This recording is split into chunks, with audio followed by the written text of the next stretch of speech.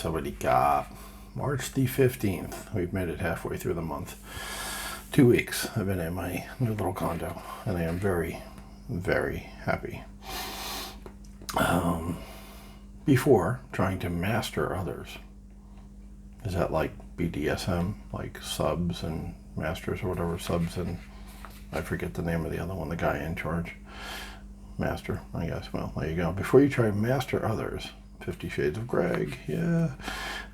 Be sure you are the master of yourself. Yes, good advice. When you develop a positive mental attitude, you immediately set yourself apart from the crowd. You become a leader because positive thinking leads to positive action, while negative thinking leads to apathy and inaction. When you take the initiative in any situation, others will follow, simply because they like to associate with people who know where they are going. True. So far, nothing to really disagree with. In order to lead, however, you must be first willing to discipline yourself. That's true.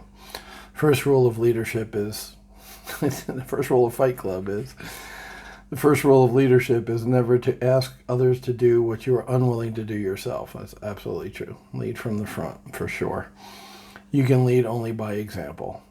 Being a leader requires you to work harder and longer than the others, proving you are the master of your own destiny. Abso-frigging-lutely.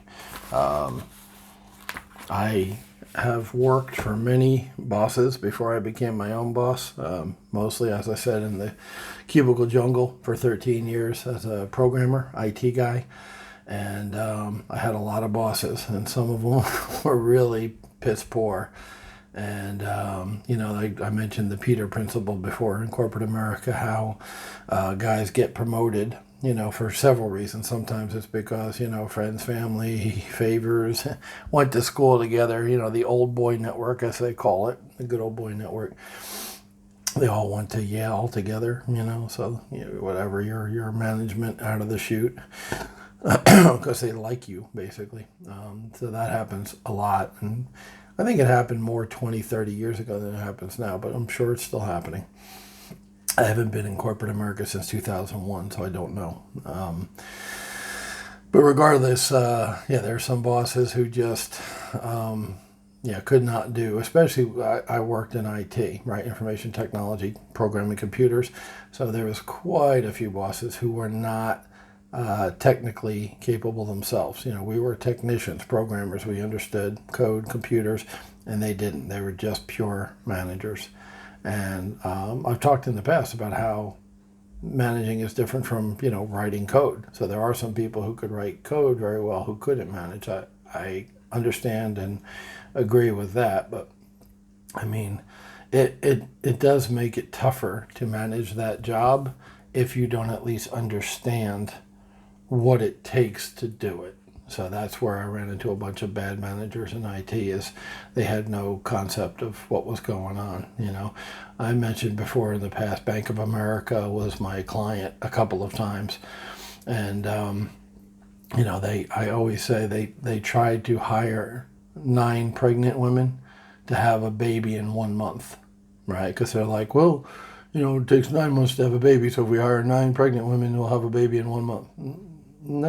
No, it still takes 9 months to have a baby, or thereabouts, some a little bit before, some a little bit after. The point being, hiring 9 people to do a 9-month job isn't going to take 1 month. But that was their mentality. I saw them do it time and time again.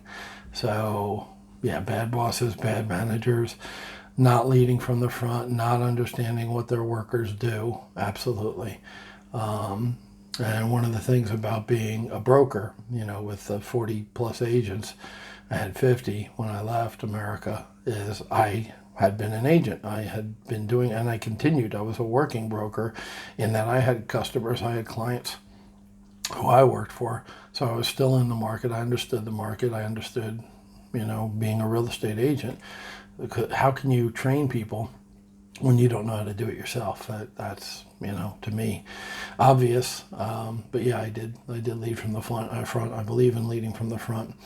But I saw many managers in my cubicle jungle career who did not, and they were piss poor managers. They were terrible managers.